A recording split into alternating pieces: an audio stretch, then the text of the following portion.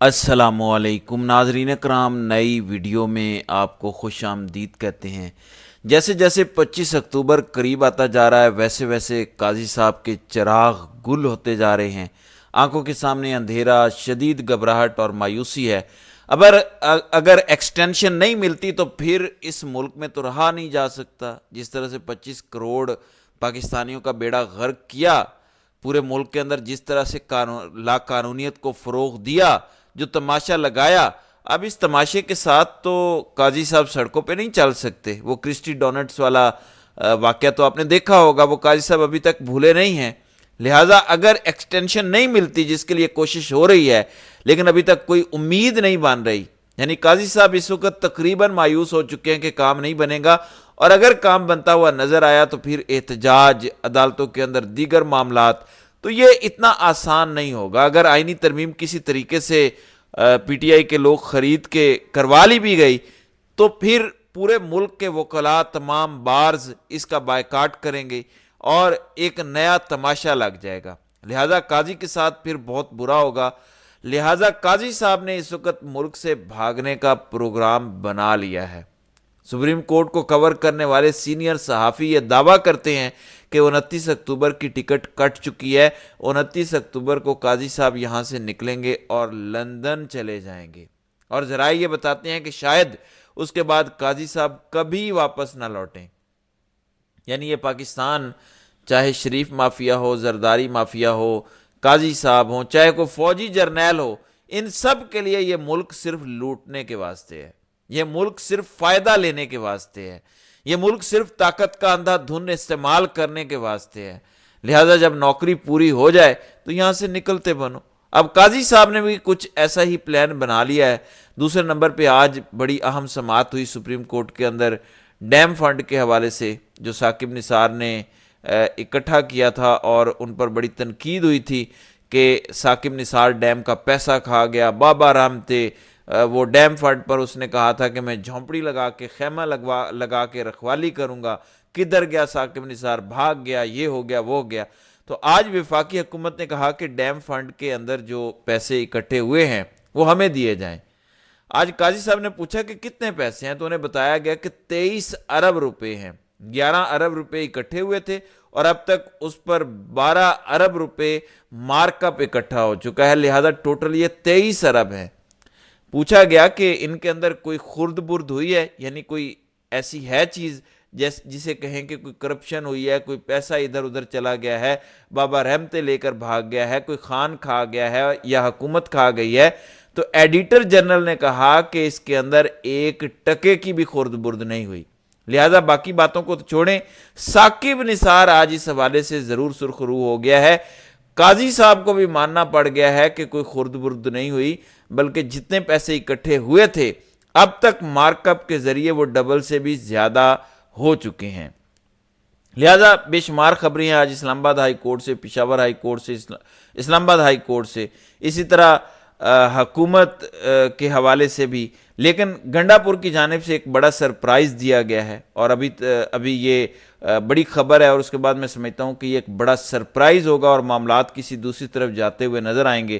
ہوا کیا ہے، کابینہ کا اجلاس بلا لیا ہے علی امین گنڈا پور نے، جس میں 14 وزراء، مشیر اور جو معاونین خصوصی ہیں سب کو بلایا گیا ہے۔ اب کابینہ اجلاس کے اندر ہونے کیا جا رہا ہے؟ کابینہ اجلاس کے اندر خیبر پختونخوا پولیس ایکٹ 2017 میں ترمیم کا فیصلہ کیا گیا ہے۔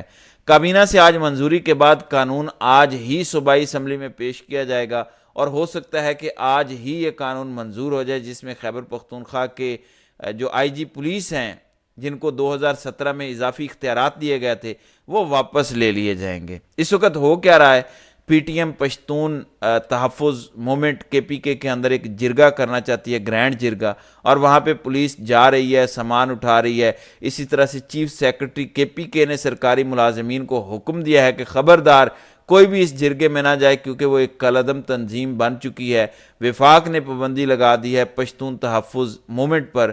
اب یہ جو پولیس گردی ہو رہی ہے اس دھرنے پر یا اس جرگے پر، اس کا مکمل الزام تو گنڈا پور پہ لگ رہا ہے کہ گنڈا پور بھی مریم نواز کے نقش قدم پر چل رہا ہے۔ ویسے کہتے ہیں وفاقی پولیس، آپ کی اسلام آباد پولیس، پنجاب پولیس، تو گنڈا پور کی پولیس بھی تو وہی کام کر رہی ہے، لہٰذا بدنام گنڈا پور ہو رہا ہے۔ دوسرے نمبر پر وفاقی حکومت نہ آئی جی تبدیل کرنے دیتی ہے، نہ چیف سیکرٹری تبدیل کرنے دیتی ہے گنڈا پور کو، اس لیے گنڈا پور اب یہ چاہتا ہے کہ ان کے اختیارات ہی کم کر دیے جائیں اور وہ اختیارات حکومت اپنے پاس رکھ لے۔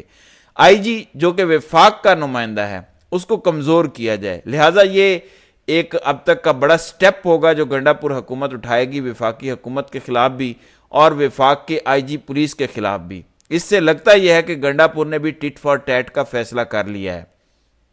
پھر آج سکندر سلطان راجہ کے ساتھ الیکشن کمیشن کے اندر جو کچھ ہوا ہے، یعنی اسلام آباد کے 3 حلقوں کی تبدیلی کے حوالے سے الیکشن ٹریبیونل تبدیلی کا کیس تھا اور سکندر سلطان راجہ سماعت کر رہے تھے، وکیل فیصل چودھری دلائل دے رہے تھے، ایسے ہی کوئی بات ہوئی، کوئی آرگیومنٹ ہوا تو سکندر سلطان اونچی آواز میں بولا، آپ مجھے ڈکٹیٹ کرنے کی کوشش نہ کریں، آپ مجھے ڈکٹیٹ کر رہے ہیں کہ انجم وکیل آئے یا نہیں آئے یا ان کی ترمیم شدہ درخواست، ان سارے معاملوں پر۔ تو فیصل چودھری نے کہا کہ آواز نیچی رکھو، تم ہو کون؟ تم نے تماشا بنایا ہوا ہے، تم یہاں بےعزتی کروانے کے لیے، ہم یہاں بےعزتی کروانے کے لیے آتے ہیں، یعنی تمہاری اوقات کیا ہے؟ کیا تم کبھی تم الیکشن چوری کر لیتے ہو، کبھی تم توہین الیکشن کمیشن کا کیس لگا لیتے ہو، کبھی کوئی تماشا، کبھی کوئی، سپریم کورٹ کے فیصلے پر تم عمل درآمد نہیں کرتے، ہم تم سے بےعزتی کروانے کے لیے نہیں آتے، نیچی آواز رکھو۔ تو بھری عدالت تھی، میڈیا موجود تھا، اس کے بعد سکندر سلطان راجہ کی چیں چوں چاں بھی نہیں نکلی اور سماعت جو ہے وہ 14 اکتوبر تک ملتوی کرتے ہوئے وہ چل دیے ہیں۔ پھر فواد چودھری کی جانب سے ایک دعویٰ کیا گیا تھا کہ 11 لاہور ہائی کورٹ کے ججز اور 6 سے 7 سپریم کورٹ کے ججز مستعفی ہو سکتے ہیں۔ آج انہوں نے یہ بات دوبارہ ریپیٹ کی اور انہوں نے کہا کہ اگر آئینی ترمیم ہوتی ہے تو سپریم کورٹ اور ہائی کورٹ کے ججز کے استعفے دیکھ رہا ہوں، یعنی انہوں نے کہا کہ میں اپنی بات پر قائم ہوں، اگر آئینی ترمیم ہو گئی، اگر عدلیہ پر شب خون مارا گیا تو پھر استعفے آئیں گے 17 سے 18 ججز کے۔ اس سے پہلے بھی میں آپ کو بتا چکا ہوں، پاکستان بھر کی تمام چھوٹی بڑی بارز آئینی ترمیم کو ریجیکٹ کر چکی ہیں اور اس وقت تقریباً پاکستان کی تمام ہائی کورٹس کے اندر، پانچوں ہائی کورٹس کے اندر ان ترامیم کے حوالے سے، انہیں کالعدم قرار دینے کے حوالے سے، ان کا مسودہ سامنے لانے کے حوالے سے درخواستیں دائر ہو چکی ہیں۔ پھر اس کے علاوہ مصطفین کاظمی، پی ٹی آئی کا وکیل، جنہوں نے قاضی صاحب کے سامنے جسارت کی تھی انہیں جعلی چیف جسٹس کہنے کی، فراڈ عیسیٰ کہنے کی، ان کو بعد میں اٹھایا گیا، تشدد ہوا، 4 روزہ جسمانی ریمانڈ ملا، پھر کل انہیں عدالت میں پیش کرنا تھا، نہیں پیش کیا جا سکا کیونکہ اتنی خراب حالت تھی۔ آج انہیں ضمانت مل گئی ہے، لیکن انتظار حسین پنجوتا جنہوں نے پٹیشن موو کی تھی جسٹس سمن رفعت امتیاز کی عدالت میں کہ عمران خان سے ملاقاتوں پر پابندی لگائی گئی ہے، توہین عدالت کی گئی ہے، تو ان کو اٹھا لیا گیا ہے، اٹھایا گیا یا نہیں لیکن وہ غائب ہیں۔ فیصل چودھری جو فواد چودھری کے بھائی ہیں وہ کہتے ہیں کہ پچھلے 1 دن سے ہمارا انتظار پنجوتا کے ساتھ رابطہ نہیں ہو رہا، ہم نے ہر جگہ رابطے کیے ہیں، ہم مسلسل کر رہے ہیں لیکن ہمارا رابطہ انتظار حسین پنجوتا سے منقطع ہے۔ اس کے علاوہ خیبر پختونخوا میں سینٹ الیکشن انتخابات کروانے کے لیے اعظم سواتی کی درخواست پر سماعت آج ہوئی اور اٹارنی جنرل کو بتایا گیا کہ ہم نے پریکٹس اینڈ پروسیجر معاملے کے اندر بھی طلب کیا ہوا ہے تو اس کیس کو اس کے ساتھ سن لیں گے، یعنی جو سینٹ کے الیکشن کے پی کے اندر نہیں ہوئے، اور سماعت 15 اکتوبر تک ملتوی کی گئی ہے۔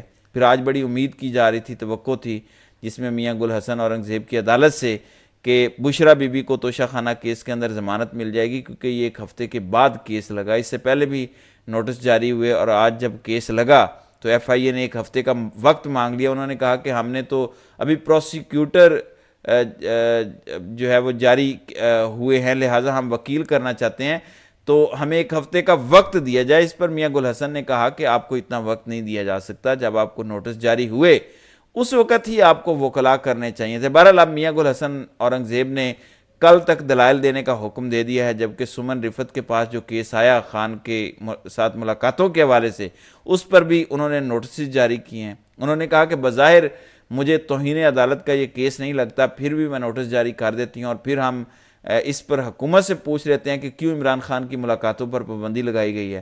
اس کے علاوہ ڈی چوک کے اندر احتجاج کے حوالے سے تحریک انصاف کی 9 خواتین کی ضمانت 30 1000 روپے کے مچلکوں کے عوض منظور ہو گئی ہے۔ اس کے علاوہ لاہور ہائی کورٹ کے اندر بھی آج ایک انتہائی اہم درخواست زیر سماعت ہے، اور یہ درخواست تھی سپریم کورٹ کا وہ فیصلہ جس پر عمل درآمد نہیں ہو رہا، پی ٹی آئی کو مخصوص نشستیں دینے کا اعلان ہوا جس پر عمل درآمد نہیں ہوا، تو اس پر عمل درآمد کروایا جائے، اس حوالے سے لاہور ہائی کورٹ میں سماعت ہوئی۔